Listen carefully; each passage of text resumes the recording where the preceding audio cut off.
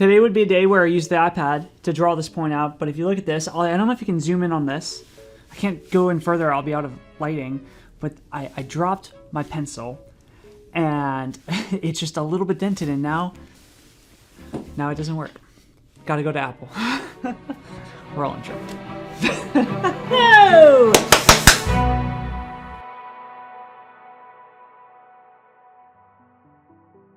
If you're experiencing churn in your business, more churn than you think is healthy, if you're an agency, software, a coaching company, a chiropractor, it doesn't matter what kind of business you have, the principle I'm going to get into today will help you dramatically decrease your churn. Let me preface before anything with saying that there are a lot of components that trigger churn and that build into the total churn that you see every single month. But after working with companies that have serviced tens of thousands of clients, there is one simple hack I have learned to dramatically decrease churn. It is the most outsized return on investment you'll make for change. It's super simple. It's very rare in business to find something that is so simple and so easy to do that makes actual dramatic change. And that's why I'm excited for this one. And I say simple and easy, which is also a rarity in its own. Most things that are simple are not easy. Today, it is. Today, we're going to go over a very simple change you can make in your business. It's called the return on investment window. It's going to dramatically decrease churn. I'm excited for it. Let's dive in. This is if you guys ever want to learn how I think, this is literally how I think. It's sticky notes and then pages that I tear out and add to my Apple Notes. I don't use Notion. I don't use Obsidian. I've tried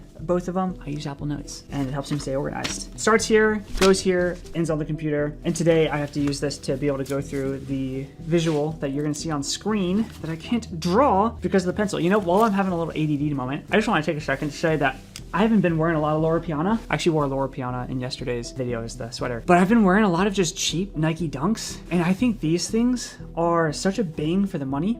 I know the whole movement right now is lows. I just can't justify spending $1,400 or whatever on sneakers. I know some of you guys can. No judgment. I think these with some Lulu trousers, a long sleeve sweater, merino wool or such, with a little gilet or vest, depending on where in the country you are and what you call it, with a little hat. Magnifique. We're going to put this on screen. I want you to think about your client's investment return window. The premise of this entire video is that your billing cycle is broken. I want you to think that your y-axis is money and your x-axis is time. In this graph, we're going to have two lines, an exponentially growing ROI line and a relatively fixed spend line. You'll notice that these lines naturally make three different quadrants, your bottom left, your bottom right, your top right. More importantly, what it does is it makes one intersection, which is going to be a key point that we're going to talk about today. I'm going to go through this entire graph. I want to teach you what it means, and then I want to tell you about a story as to how I would have better scaled my first agency had I known this. The most critical part about this entire graph is the intersection.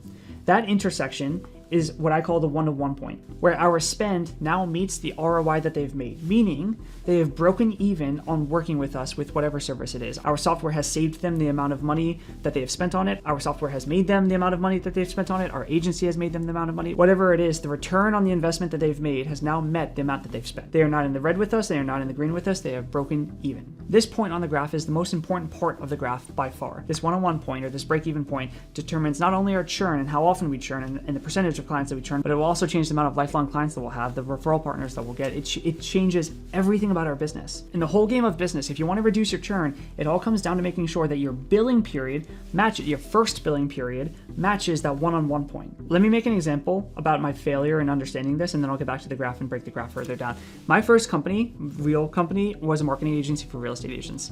And we tried several different types of offers. We had 6-month contracts, we had, month to month, we had 90-day, we had pay per appointment. We did everything under the sun in terms of types of offers you can run. And with all of the offers, except for one, we had terrible churn. And I never understood why we had bad churn, because our offer, granted, it wasn't the most amazing product in the world. It worked for a lot of agents that stuck it through. And I just didn't understand why some agents would stick it through and why some didn't.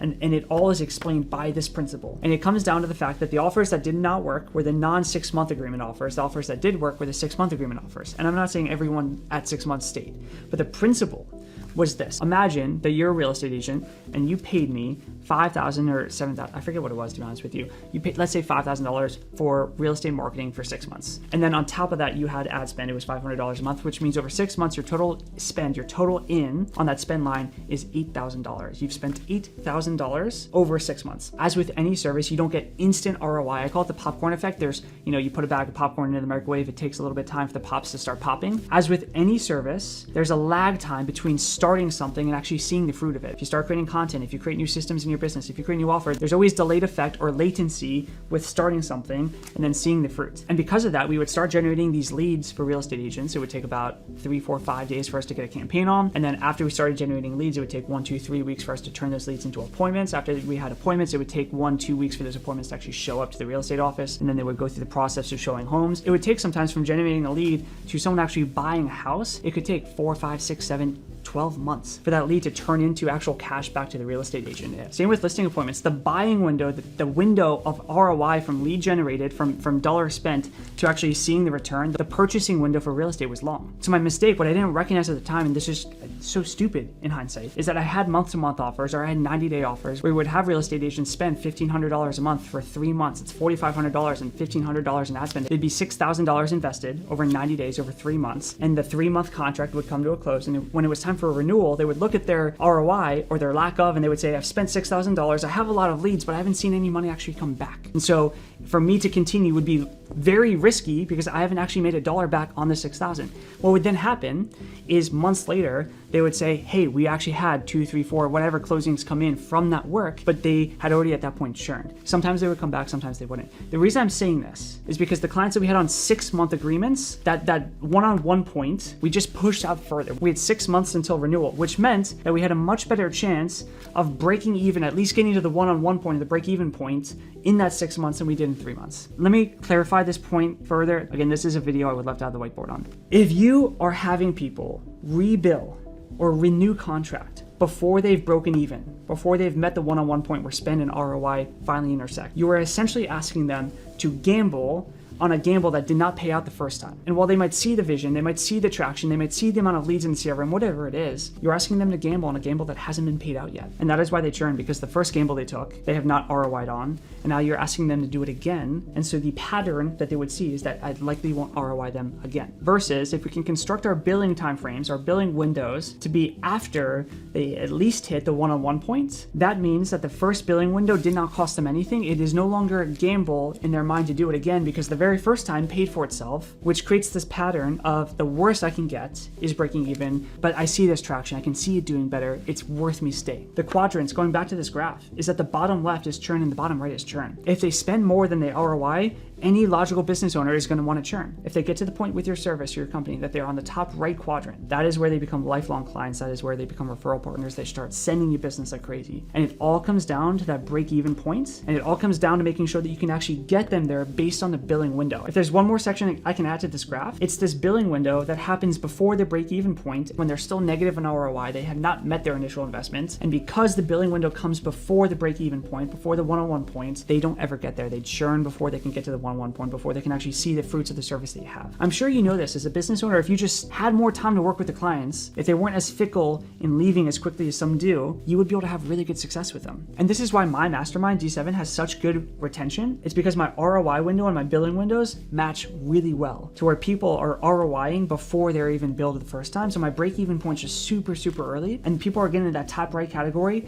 where they're happy, they're referring, they stay with me for a long time, and the longer they stay with me, the more that spread comes, the net difference between ROI and spend, to where it's just super easy for them to continue to want to work with me. But most business owners, including myself, this is my failure with my agency, most business owners don't take into account the length of the sales cycle of their clients. So for real estate agents, their sales cycles are 6 months, 12 months, 2 years long. And so it makes no sense for me to have a 30, 60, or 90-day billing frame. It really doesn't even make sense to have a 6-month buying frame, but you can't really sell 12-month service to cold audience. You have to work your way there. And so the tension that comes is that you have to have a billing window that matches their sales cycles, but you also have to make sure that it's a short enough billing window to where you can sell it effectively without it sounding like you're trying to marry them before you date them. Most companies don't do that. They think that they want their cash every 4 weeks, every month, every quarter, whatever it is, and they don't think about the sales cycle that their clients have to go through in order to ROI. And because of that, they are trying to renew, re-up, continue clients, whatever it is, before they break even, before they hit the one-on-one point, asking clients to continue spend with them before their first initial spend is actually broken even, broken, which is always going to lead to a churn. Product quality is a heavy part of this, but I want you guys to know you can have the best product in the world, but if you don't get this right, your product will never get people to ROI because they're going to churn before it can. In the same way that what product quality does is it increases the speed as to which that ROI line goes vertical, meaning